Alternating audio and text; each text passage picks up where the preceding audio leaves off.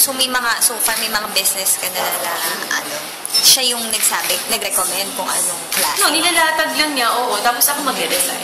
Ang galing, Ryan, kasi parang yung closeness mo with your mom, parang intact. Sobra. Lagi pa kayong umaalis. Bakit gano'n kayo ever since? Actually, nung nag-separate si Mama at si Papa, syempre, minsan si Papa kasama, minsan si Mama. Naghiwalay sila, nag-divorce sila. Si Papa nag-stay na sa Spain, si Mama sa London.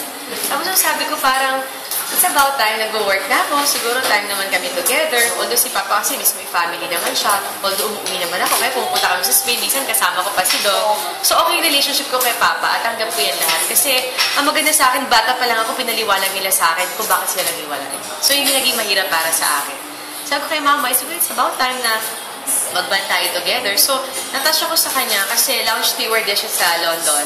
Give up niya para lang magkasama kami dalawa. So, from there, talagang unti-unti, gradual, naging close kami na hanggang ngayon masasabi ko na isa siya sa mga best friend ko.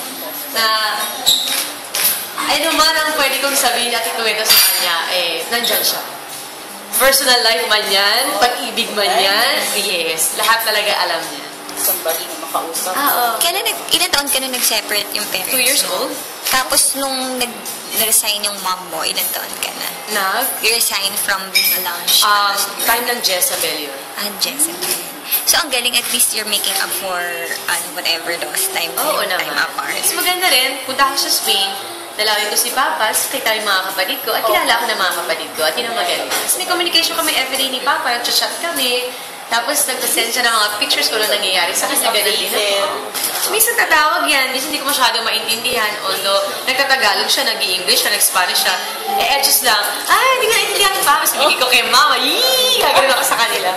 Sabi niya, ano ka ba, hindi na pwede, ganyan. So, nakakatuwa na kahit ganun yung family na separated, okay pa rin. May mga times nga na kinilig ako kasi birthday ni Mama. Nag-send si Papa ng parang nakalagay parang happy birthday, Abby. Parang yes. So, okay na yun sa'yo? Okay naman. Ano yun? Ano siguro yung learning mo with that? Yung parehong okay kahit na... Maganda kasi maayos din kasi ang pagpapalaki ng lola ko. At very thankful ako sa lola ko na maayos talaga yung pagpapalaki ng lola ko. Ano yung pinaka-value na niya sa'yo? Mahalin mo yung mga talagang nagmamahal sa'yo. At the end of the day, family is, number one talaga yan. Kahit anong mangyari sa'yo, nandiyan ang pamilya mo. Hindi ka bababayaan.